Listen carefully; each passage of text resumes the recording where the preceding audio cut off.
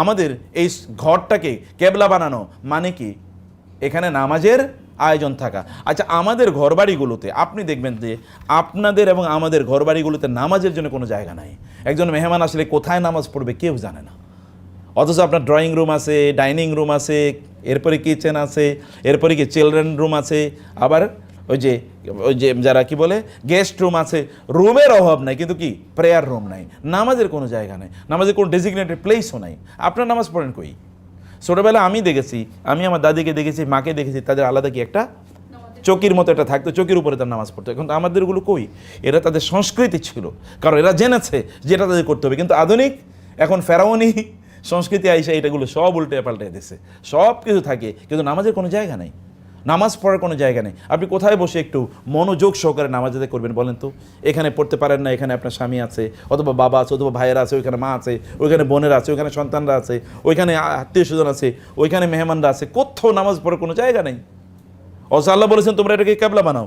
তার মানে একটা ডেজিগনেটেড এরিয়া থাকবে, যে এরিয়াতে আপনি খুবই শান্তির সাথে, প্রশান্তির সাথে আপনি প্রয়োজন আল্লাহকে একটু, কতক্ষণ আপনার মন খারাপ, আপনি কতক্ষণ কাঁদতে পারবেন আল্লাহর সামনে যে আল্লাহ তুমি আমার কষ্টটা দূর করে দাও। এরকম একটা জায়গা আছে বলেন তো? টয়লেটে গিয়ে এরপরে দরজা বন্ধ করে কান্দন লাগে, ব্যাপারটা এরকম হয়েছে না? মন খুবই খারাপ, এবার টয়লেটে ঢুকো, এবার কাঁদো। কি দুর্ভাগ্য আমাদের!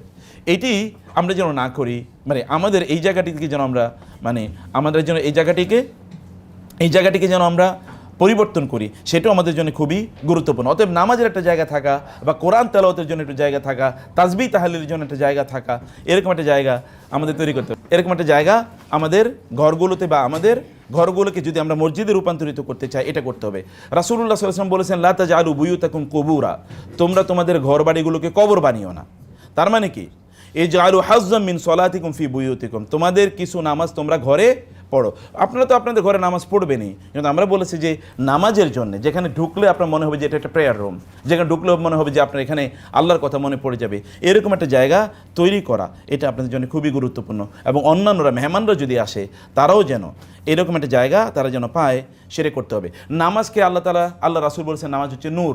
নামাজ কি বলেন তো? নূর। নূর মানে কি? আলো। তো আপনার ঘরে, আমাদের ঘরে আলো আসবে কোত্থেকে যদি এখানে নামাজ না পড়ে? যেই ঘরে লোকেরা নামাজ পড়ে না, ওই ঘরে আলো থাকবে? আলো থাকবে না, কোনোদিন আলো থাকবে না। আপনি ফ্লাড লাইট, হিউজ আলো আছে, কিন্তু তারপরে দেখবেন অন্ধকার। কারণ কি? আলো, মূল আলো কোনটা? আল্লাহ প্রদত্ত যে আলো, সে আলো তো এখানে নাই। আল্লাহ প্রদত্ত আলোর ব্যবস্থা এটি আমাদের করা দরকার।